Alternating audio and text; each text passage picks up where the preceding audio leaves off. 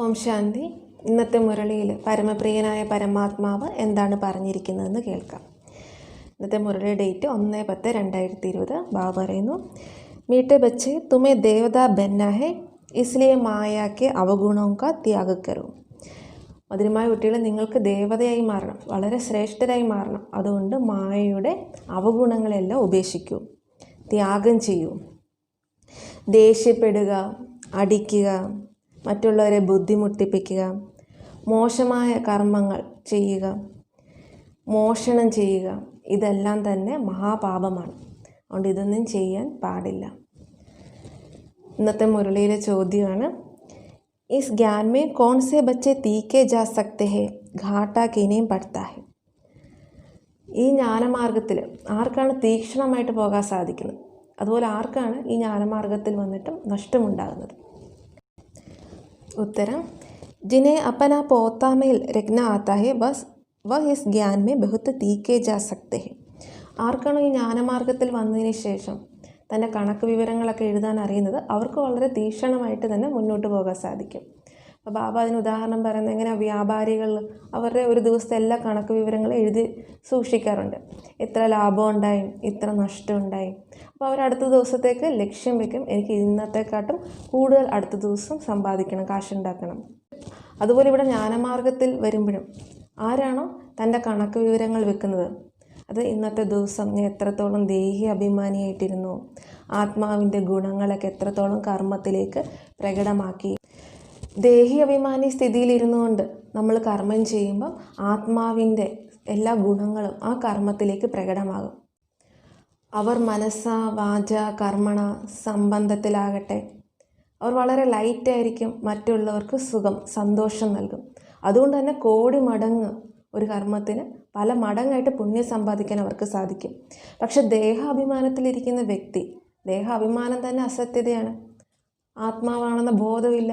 അതുകൊണ്ടവിടെ ഞാനെന്ന ഭാവം ഉണ്ടായിരിക്കും, അവിടെ സ്വാർത്ഥതയുണ്ടാകും.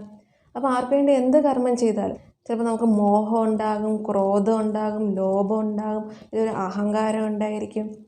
ഇനി നമ്മൾ ചെയ്ത കർമ്മത്തിൻ്റെ നല്ല ഫലം കിട്ടിയത് നമുക്ക് അഭിമാനം ഉണ്ടാകും. ഇനി നല്ല റിസൾട്ട് അല്ല കിട്ടിയതെങ്കിൽ നമുക്ക് അപമാനത്തിൻ്റെ ഫീലിംഗ് ഉണ്ടാകും. അതുകൊണ്ട് നമ്മൾ ഒരു ദിവസം നമ്മുടെ കണക്ക് നോക്കണം. നമ്മൾ രാവിലെ തൊട്ട് രാത്രി ഉറങ്ങുന്നതുവരെ നമ്മുടെ സങ്കല്പം എങ്ങനെയുള്ളതായിരുന്നു, വാക്കുകൾ എങ്ങനെയുള്ളതായിരുന്നു, നമ്മുടെ കർമ്മം എങ്ങനെയായിരുന്നു, നമ്മൾ മറ്റുള്ളവരായിട്ട് ഇടപഴകിയത് എങ്ങനെയായിരുന്നു, സംബന്ധം എങ്ങനെയുണ്ടായിരുന്നു, ഇതെല്ലാം നമ്മൾ ചെക്ക് ചെയ്യണം. നമ്മൾ ഭാരരഹിതമായിട്ട് ലൈറ്റായിട്ടാണോ ഇരുന്നത്, മറ്റുള്ളവരെ ലൈറ്റാക്കി മാറ്റിയോ, അവർക്ക് സന്തോഷം നൽകിയോ? അങ്ങനെയാണെങ്കിൽ പല മടങ്ങ് കോടി മടങ്ങ് പുണ്യമാകും. അത്രത്തോളം പുണ്യം നമ്മൾ ശേഖരിച്ചെങ്കിൽ നമ്മുടെ കഴിഞ്ഞ ഏതെങ്കിലും പാപത്തിൻ്റെ കണക്കുകളൊക്കെ മുന്നിൽ വരുമ്പോൾ വളരെ ലൈറ്റായിട്ട് നമുക്ക് ഫീൽ ചെയ്യത്തുള്ളൂ. അതേമാതിരി തന്നെ അത്ര പുണ്യം ഉണ്ടെങ്കിൽ ഈ ജന്മം തന്നെ നമ്മളെ തേടി എല്ലാം എത്തിച്ചേരും.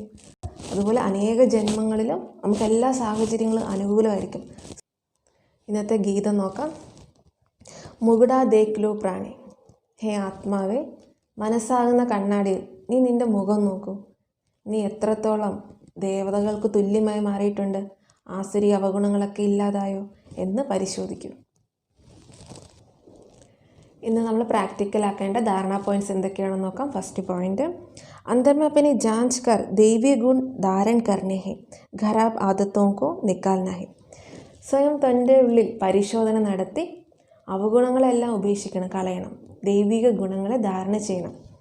പ്രതിജ്ഞ കർണി ഹെ ബാബ ഹം കഭി ഭി ബൂരാ കാം നഹി കരെങ്കെ. പക്ഷേ ഇതിനുവേണ്ടി നമ്മൾ ദൃഢനിശ്ചയം എടുക്കണം, പ്രതിജ്ഞ എടുക്കണം. അത് ഈശ്വരനോട് തന്നെ എടുക്കണം. ബാബയോട് പറയാം, ബാബ ഇന്നു മുതൽ ഞാൻ ഈ മോശമായ കർമ്മം ചെയ്യുകയില്ല, ഞാൻ ഇന്ന രീതിയിൽ ശ്രേഷ്ഠമായ കർമ്മം ചെയ്യാം. രണ്ടാമത്തെ ധാരണ പോയിന്റ്, കർമാതീത അവസ്ഥക്കോ പ്രാപ്തി करने के लिए याद की रेस करनी है. കർമാതീത അവസ്ഥയെ പ്രാപ്തമാക്കാൻ വേണ്ടി നമ്മൾ ഇടയ്ക്കിടയ്ക്ക് ബാബയെ ഓർമ്മിക്കുന്നതിൻ്റെ മത്സരം നടത്തണം. കർമാതീതം എന്നാൽ കർമ്മത്തിന് അധീനരാകാൻ പാടില്ല. കർമ്മത്തിന് അധീനമായ അവസ്ഥയിലാണ് നമ്മളോട് ഇപ്പോൾ ആരെങ്കിലും എന്തെങ്കിലും നമ്മൾ ചെയ്ത കർമ്മത്തിന് പുകഴ്ത്തി പറയുകയാണെങ്കിൽ നമുക്ക് വളരെ അഭിമാനം തോന്നും. ആരെങ്കിലും പക്ഷെ നിന്ദിക്കുകയാണെങ്കിലോ നമുക്ക് അപമാനിക്കപ്പെട്ടതായിട്ട് ഫീൽ ചെയ്യും. അപ്പം നിന്ന, സ്തുതി, മാനം, അപമാനത്തിൻ്റെ എല്ലാം പ്രഭാവം ഉണ്ടാകുന്നത് നമ്മൾ ദേഹ അഭിമാനത്തിൽ ഇരിക്കുമ്പോഴാണ്, കർമ്മത്തിന് അധീനരായിട്ടിരിക്കുമ്പോഴാണ്. പക്ഷെ കർമ്മ അതീതമായ വ്യക്തി ദേഹി അഭിമാനിയായിരിക്കുന്ന വ്യക്തിക്ക് ഈ പരിസ്ഥിതികളൊന്നും അവരുടെ മേൽ പ്രഭാവം ചെലുത്തില്ല. അവരതിൽ നിന്നെല്ലാം വേറിട്ടിരിക്കുന്നവരായിരിക്കും. അതുകൊണ്ടാണ് ബാബ പറഞ്ഞത്, ബാബയെ ഓർമ്മിക്കാൻ വേണ്ടിയുള്ള റേസ് നടത്തണം. ബാബയെ ഓർമ്മിക്കുമ്പോൾ നമുക്ക് ആത്മബോധം കൊണ്ട് ദേഹി അഭിമാനി അവസ്ഥയിലേക്ക് എത്തിച്ചേരാൻ സാധിക്കും. അപ്പോൾ നമ്മൾ ചെയ്യുന്ന കർമ്മങ്ങളെല്ലാം തന്നെ ശ്രേഷ്ഠമായിരിക്കും. റുഹാനി സേവാമേ തൽപര രഹനായി, ആത്മീയ സേവനത്തിൽ തൽപരരാകണം. കാരണം ലോകത്തിലെല്ലാവരും മറ്റ് സേവനങ്ങളൊക്കെ ചെയ്യുന്നുണ്ട്. ആത്മാവിൻ്റെ ഉന്നതി ഉണ്ടാകുന്നില്ല, ആത്മാവിൽ മൂല്യങ്ങളൊന്നും വർദ്ധിക്കുന്നില്ല. കുറച്ച് പേര് മാത്രമേ ഇവയൊക്കെ ഉപയോഗിച്ചിട്ട് നന്മയുടെ വഴിയിലൂടെ സഞ്ചരിക്കുന്നുള്ളൂ. അതുകൊണ്ട് തന്നെയാണ് ബ്രഹ്മകുമാരീസിൽ നമ്മൾ ആത്മീയ സേവനം മാത്രമാണ് ചെയ്യുന്നത്. ഇവിടെ നമ്മൾ സ്കൂളുകളോ വിദ്യാഭ്യാസ സ്ഥാപനങ്ങളോ ആശുപത്രികളോ ഒന്നും ഇല്ല. ജ്ഞാനയോഗത്തിൻ്റെ പഠിപ്പാണ് നൽകുന്നത്. ഇതിലൂടെ ആത്മാവിൻ്റെ ഉന്നതി ഉണ്ടാകും, ആത്മാവ് ശക്തിശാലിയായി തീരും, മൂല്യങ്ങളെല്ലാം വർദ്ധിക്കും. എത്രത്തോളം ഒരാൾ മൂല്യങ്ങളുള്ളവരായി തീരുന്നു അതിനനുസരിച്ച് അവരുടെ എല്ലാ പ്രശ്നങ്ങളും വിഘ്നങ്ങളെല്ലാം മാറും. അതുകൊണ്ട് ഈ ഏറ്റവും അടിസ്ഥാനമായ സേവനം നാം ചെയ്യണം. അതുപോലെ മുതിർന്നവരെ നാം ബഹുമാനിക്കണം.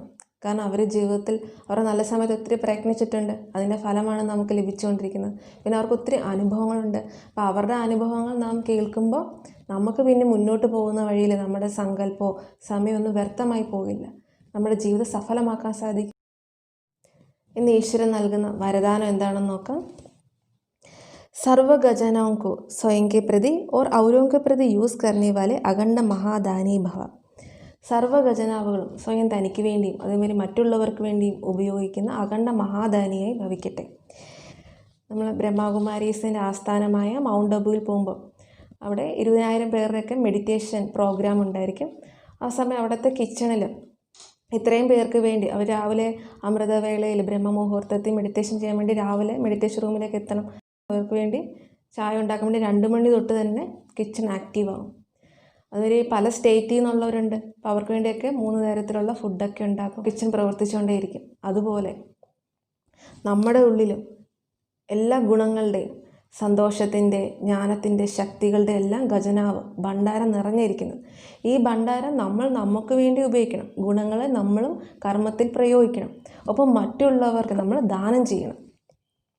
അപ്പം ഇതും ഒരു ആ യന്ത്രം പോലെ നമ്മുടെ ഇവിടെയും യന്ത്രവും പ്രവർത്തിച്ചുകൊണ്ടിരിക്കണം, ഗുണവും ശക്തിയൊക്കെ നൽകാൻ വേണ്ടി. ഇസേ സാത്ത് മേ രഖ്നെ വാ യൂസ് കർനെ മേ കോയി ഭി ഖത്തറ നഹി ഹെ. അപ്പോൾ ഇത് ഇത്ര വലിയ അമൂല്യമായ സമ്പത്താണ്. പക്ഷേ ഈ സമ്പത്ത് നമ്മുടെ കയ്യിൽ വെക്കുന്നതുകൊണ്ടോ ഇല്ലെങ്കിൽ മറ്റുള്ളവർക്ക് കൊടുക്കുന്നതുകൊണ്ടോ ഒന്നും നമുക്ക് ഒരിക്കലും നഷ്ടം ഉണ്ടാകത്തില്ല. ഇതിൽ അപകടമൊന്നുമില്ല. ഇത് എത്ര കൊടുക്കുന്നോ അത്രയും വർദ്ധിക്കുകയുള്ളൂ. ഏക് ഭണ്ഡാര ഖുലാ ഹോഗാത്തോ ചോർ നഹി ആയേഗ. ഇനി ഈ ഭണ്ഡാര നമ്മുടെ ഗുണങ്ങളുടെയും ശക്തികളുടെയൊക്കെ ഭണ്ഡാര തുറന്നിരിക്കുകയാണെങ്കിലും കള്ളന്മാരൊന്നും വന്ന് മോഷ്ടിച്ചുകൊണ്ട് പോകും എന്നും പേടിക്കണ്ട. ബന്ദ് രഹേങ്കി ചോർ ആ ജായെങ്കി. ഇനി നമ്മളിത് ആർക്കും കൊടുക്കാതെ നമ്മുടെ ഉള്ളിൽ തന്നെ സൂക്ഷിച്ച് വെച്ചിരിക്കുകയാണില്ല. ഇങ്ങനെ കൊടുക്കാതിരുന്നാലേ കള്ളൻ വരത്തുള്ളൂ. ഇപ്പം സ്നേഹം എത്രത്തോളം നമ്മൾ നൽകുന്നു, അല്ലെങ്കിൽ സന്തോഷം എത്രത്തോളം നൽകുന്നു, അത് മറ്റുള്ളവർക്ക് ലഭിക്കും. അപ്പോൾ അതിനനുസരിച്ച് നമ്മുടെ പുണ്യത്തിൻ്റെ ശേഖരണം വർദ്ധിച്ചുകൊണ്ടിരിക്കും. നമ്മളുടെ ക്വാളിറ്റി, ആ ഗുണവും കൂടാൻ തുടങ്ങും.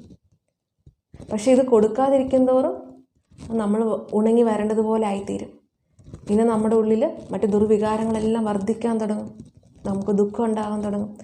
അതുകൊണ്ട് നമുക്ക് മെഡിറ്റേഷനിലൂടെ ലഭിച്ചിരിക്കുന്ന ഈ ഖജനാവുകൾ, ഗുണങ്ങളും ശക്തികളൊക്കെ നമ്മൾ നമുക്ക് വേണ്ടി ഉപയോഗിക്കണം. അപ്പം മറ്റുള്ളവർക്ക് നമ്മളുടെ കർമ്മത്തിലൂടെ പെരുമാറ്റത്തിലൂടെയൊക്കെ അവർക്ക് നൽകണം.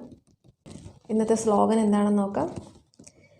സുനിയെ ഹുയേക്കോ മനൻ കരോ, മനൻ കർണേ സെ ഹി ശക്തിശാലി ബനെ. നമ്മൾ കേട്ട കാര്യങ്ങളെക്കുറിച്ച് മനനം ചെയ്യണം. മനനം ചെയ്യുമ്പോൾ നമ്മൾ ശക്തിശാലികളായിത്തീരും. എങ്ങനെ പശു ആഹാരം കഴിച്ചു കഴിഞ്ഞിട്ട്, പുല്ലൊക്കെ കഴിച്ചു കഴിഞ്ഞിട്ട് അത് വീണ്ടും അയവിറക്കാറുണ്ട്. അയവിറക്കുമ്പോൾ നന്നായിട്ട് ആഹാരം ദഹിക്കും. ഇപ്പം ശരീരത്തിലേക്ക് നന്നായിട്ട് വലിച്ചെടുക്കും, ആഗീരണം ചെയ്യപ്പെടും. അതുപോലെ നമ്മൾ കേട്ട കാര്യങ്ങൾ ഒരു കാതിൽ കൂടെ കേട്ടു മറുകാതിലൂടെ പോകാൻ പാടില്ല. ഇത് ചുമ്മാ ഒരു വട്ടം കേട്ടാലൊന്നും ഇത് നന്നായിട്ട് ദഹിക്കില്ല. ഇത് പുതിയ കാര്യങ്ങളാണ്, ദിവ്യമായ കാര്യങ്ങളാണ്. അതുകൊണ്ട് നമ്മൾ നന്നായിട്ട് ഇക്കാര്യത്തെക്കുറിച്ച് ചിന്തിക്കേണ്ടതായിട്ടുണ്ട്, മനനം ചെയ്യണം. കുറഞ്ഞത് 6 പ്രാവശ്യമെങ്കിലും നമ്മൾ മനനം ചെയ്യണം. അപ്പോൾ ഇത് നമ്മുടെ ഉള്ളിൽ നന്നായിട്ട് ഡൈജസ്റ്റ് ആകും, ബുദ്ധിയിൽ പതിയും. പിന്നെ നമുക്ക് പതുക്കെ പതുക്കെ ഇത് ശീലമായി മാറും. ഇന്ന് പ്രാക്ടീസ് ചെയ്യേണ്ട സമ്മാനം, ഞാൻ അഖണ്ഡ മഹാദാനിയാണ്. ഓം ശാന്തി.